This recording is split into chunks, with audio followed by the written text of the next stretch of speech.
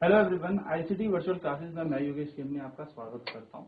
तो last class में हमने बल व दबाव या फिर हम कह सकते हैं फोर्स एंड प्रेशर को खत्म कर लिया था चैप्टर को, और अब हम इसे क्वेश्चंस करेंगे। चलिए, तो पहला क्वेश्चन हमारे सामने, give two examples each of situation in which you push और change the state of the object, motion of object. यानी कि कह रहा है आपको दो ऐसी सिचुएशन बतानी है, ऐसी दो सिचुएशंस आपको सोचनी है जिसमें आप किसी वस्तु को धकेलते हैं या खींचते हैं।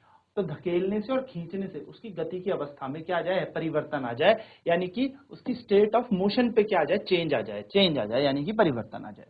तो आपको दो एग्जांपल देने। तो सबसे पहले अगर हम पुश का एग्जांपल ले, पुश यानी कि धकेलना, है ना। पुश यानी कि क्या हो गया, धकेलना। तो अगर मैं बात करूं पुश, तो आपने किसी चीज को धक्का दिया और धक्का देके उसकी गति की अवस्था बदल गई, तो हम यहां पर कह सकते हैं pushing a book on the table. मेज पे रखी हुई किताब को अगर आप धक्का देंगे तो उस धक्के को जैसे ही आप लगाएंगे वो किताब अपनी जगह से एक स्थान से दूसरे स्थान पे चली जाएगी, यानी कि खिसक जाएगी, एक जगह से दूसरी जगह आ गई। तो जब आपने धक्का दिया, पुश किया, तो क्या हुआ, यहाँ पर पुश करने से यानी कि धक्का देने से उस बुक के स्टेट ऑफ मोशन में, गति की अवस्था में परिवर्तन आया। सेकेंड आप कह सकते हैं पुशिंग अ ट्रॉली, है ना। पुशिंग अ बाइसाइकिल हो सकता है, गाड़ी में, साइकिल में आप धक्का लगाते हैं, तो पुशिंग अ ट्रॉली हम यहाँ पे कह सकते हैं।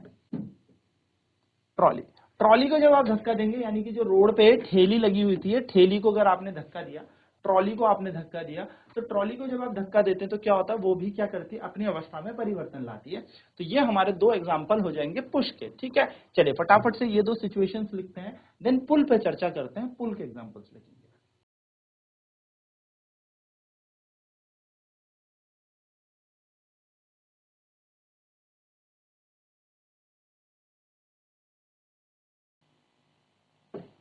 नेक्स्ट अब बात करेंगे हम दूसरे एग्जांपल की, जिसका नाम है पुशिंग की। हम बात करेंगे, ठीक है, पुश कैसे करते हैं। ठीक, अभी तक तो हमने पुलिंग की बात कर ली, अब हम पुशिंग की बात करते हैं। चलिए, तो यहाँ पर हम लिखते हैं पुलिंग पे बात। पुलिंग यानी कि जब हम किसी चीज को खींच रहे हैं, तो पहला हो जाएगा पुलिंग अ बुक, है ना। तो अगर टेबल पे रखी हुई किताब को आप खींचेंगे, pulling a book on the table. Table यानी कि आपके मेज में रखी हुई आपने किताब को अपनी तरफ खींच लिया, है ना।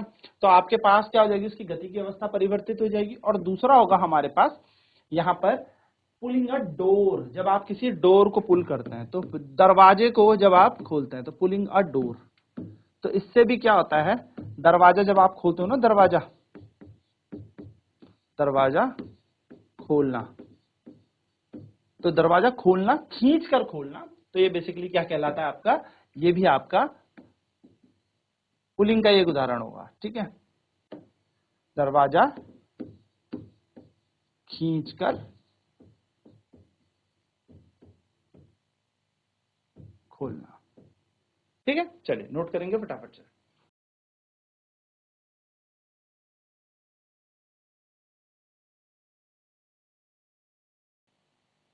तो ये थे हमारे पास कुछ पुश और पुल के उदाहरण।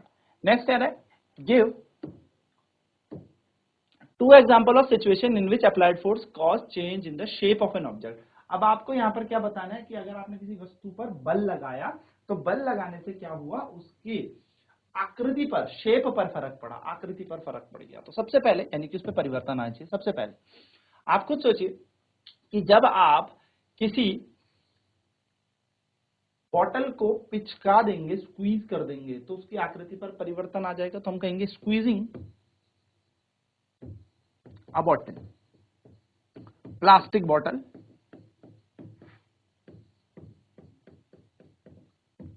एक बोतल को आपने क्या कर दिया, स्क्वीज कर दिया। और दूसरा inflate a balloon, inflate a balloon, एक गुब्बारे को फुलाना। अब आपने एक गुब्बारे को फुलाया, तो उसमें क्या लगा, बल लगा, और बल लगने से क्या हुआ, उसकी आकृति पर परिवर्तन आ गया, है ना।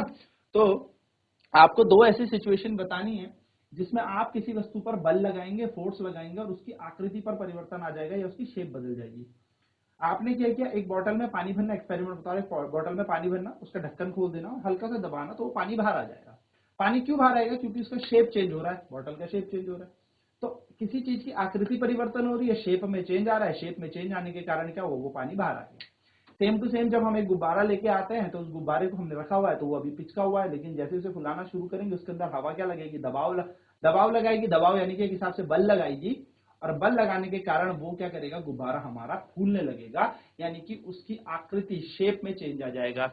ऐसे अगर आपको लिखना है तो आप लिख सकते हैं कि इन्फ्लेट अ साइकिल का टायर बोल सकते हैं ना। जब हम साइकिल के टायर को हवा भरते हैं साइकिल के टायर में, तो साइकिल का टायर भी क्या करता है, अपना जो ट्यूब है उसकी वो अपनी आकृति को चेंज कर देती है, आकृति परिवर्तन करती है, पिच की हुई होती है एकदम से शेप चेंज कर देती है। तो ये भी इसका एक उदाहरण हो सकता है। ठीक है, चलिए नोट करेंगे फटाफट।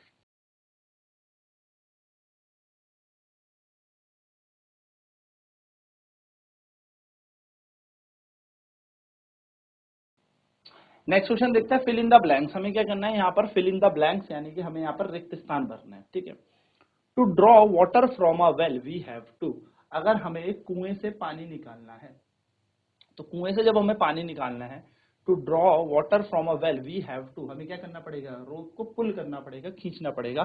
तो हम कह सकते हैं we have to apply force at the rope, यानी कि we have to pull the rope, है ना। हमें क्या करना पड़ेगा, रोप को खींचना पड़ेगा। ठीक, नेक्स्ट कह रहा है a charge body and uncharged body dash it. तो एक चार्ज बॉडी अनचार्ज बॉडी को क्या करती है, अट्रैक्ट करती है। एक आवेशित वस्तु एक अनावेशित वस्तु को अपनी तरफ क्या करेगी, अट्रैक्ट करेगी। ठीक है, a charge body attracts an uncharged body towards it. तो जैसे आपने देखा होगा, एक चार्ज है, एक आवेशित, एक अनचार्ज है, यानी कि अनावेशित है। तो जब हम इसको इसके पास ले जाते हैं तो ये भी आवेशित होकर इसकी तरफ खींचना शुरू कर देती है, अट्रैक्ट होना शुरू कर देती है। To move a loaded trolley we have to dash it. जब हमें क्या करना पड़ेगा, एक बहुत भारी ट्रॉली है उसको मूव कराना है, तो उसको हमें धक्का देना पड़ेगा, यानी कि पुश इट, उसको हमें धक्का देना पड़ेगा, है ना। पुश इट यानी कि हमें इसे धक्का देना पड़ेगा। नेक्स्ट है the north pole of a magnet and the north pole of another magnet. एक चुंबक का उत्तरी ध्रुव और दूसरी चुंबक का भी उत्तरी ध्रुव है, तो ये एक दूसरे को क्या करते हैं, रेपल करते हैं, रेपल यानी कि एक दूसरे को प्रतिकाशित करते हैं, एक दूसरे को दूर दूर धक्का देते हैं। वहीं पर अगर एक नॉर्थ होता और एक साउथ होता, तो ये एक दूसरे को अपनी तरफ अट्रैक्ट करते, यानी कि आकर्षित करते। वहीं पर अगर मैं यहाँ पर भी बात करूं, इधर साउथ और साउथ हम दोनों के पास पास रख देते, तो ये आपस में क्या करता, रेपल करता। तो हम कह सकते हैं कि यहाँ पर रिपल्शन हमें देखने को मिलता, यानी कि प्रतिकर्षण देखने को मिलता। और यहाँ पर अगर यहाँ पर साउथ यहाँ पर नॉर्थ है, तो एक दूसरे की तरफ आएंगे, यानी कि यहाँ पर होगा अट्रैक्शन, यानी कि यहां पर होगा हमारा आकर्षण। ठीक है, तो एक छोटा सा एग्जांपल याद रखना है, नोट करेंगे इनको इन साथ साथ में ये वाले पॉइंट्स।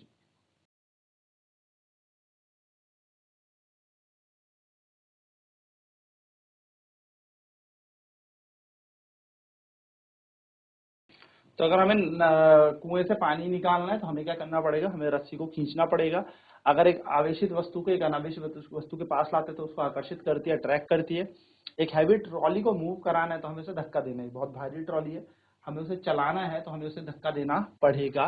नॉर्थ पोल अगर किसी मैग्नेट का है और दूसरा नॉर्थ पोल है, तो एक दूसरे को क्या करेंगे, रिपल करेंगे, यानी कि इनमें रिपल्शन होगा, प्रतिकर्षण होगा, ये इधर चला जाएगा, ये इधर चला जाएगा। ठीक है, साउथ साउथ में भी रिपल्शन हो जाएगा। लेकिन अगर नॉर्थ और साउथ है तो अट्रैक्शन हो जाएगा, यानी कि आकर्षण हो जाएगा। सिमिलरली इसका साउथ हो जाए, इसका नॉर्थ, तो भी अट्रैक्शन हो जाएगा। तो हम कह सकते हैं समान समान अगर ध्रुव हुए, समान समान ध्रुव हुए, सेम सेम पोल हो गए, तो ये रिपल कर देंगे, एक दूसरे को प्रतिकर्षित कर देंगे। लेकिन असमान ध्रुव हुए, यानी कि एक नॉर्थ एक साउथ असमान असमान, तो एक दूसरे को आकर्षित कर लेते हैं।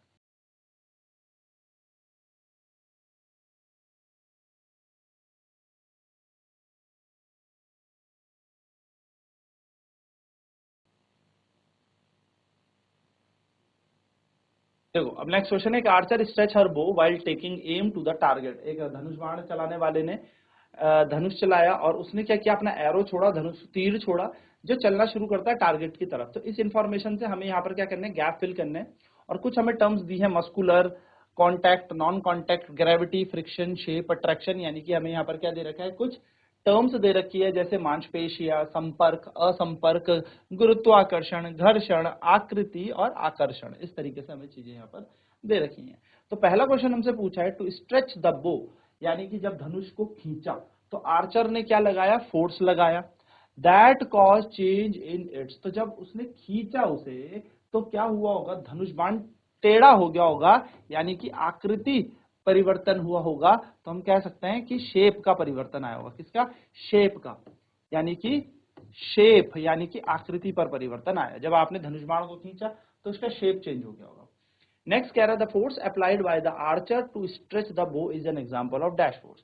तो जो force apply by archer, archer ने जब धनुष को खींचा, तो जब आर्चर ने धनुष को खींचा होगा तो उसने कौन सा बल लगाया होगा, तो उसने मांसपेशीय बल, जितनी ज्यादा जान होगी उतनी तेजी से उस धनुष को खींचा होगा, तो हम कहेंगे मस्कुलर फोर्स लगाया होगा, मस्कुलर फोर्स।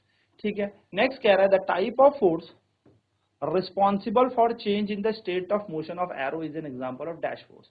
कौन सा फोर्स है जिसके कारण इसकी अवस्था में परिवर्तन आया, ये तीर जाने लगा, तो ये कांटेक्ट फोर्स के कारण जाने लगा। कांटेक्ट टाइप ऑफ फोर्स बोला है ना, टाइप किस प्रकार का है, तो कांटेक्ट। जब उसने धनुष को पकड़ा और खींचा होगा तो एक संपर्क बली तो है ही है, मस्कुलर फोर्स लगाया है।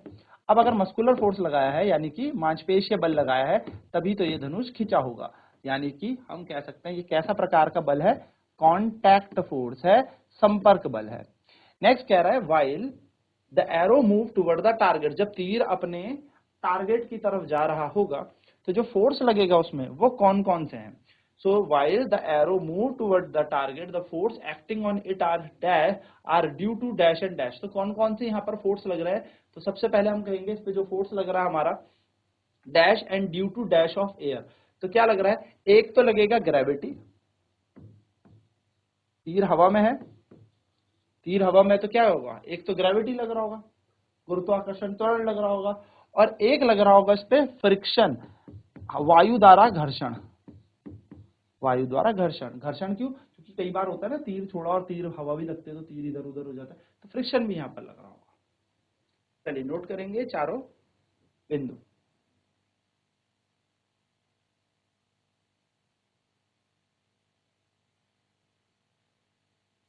तो ये कुछ क्वेश्चंस थे। अब नेक्स्ट क्लास में हम नया चैप्टर शुरू करेंगे। तो आज की क्लास में इतना ही। आईसीटी वर्चुअल क्लासेस में जुड़ने के लिए धन्यवाद। आपका दिन शुभ हो।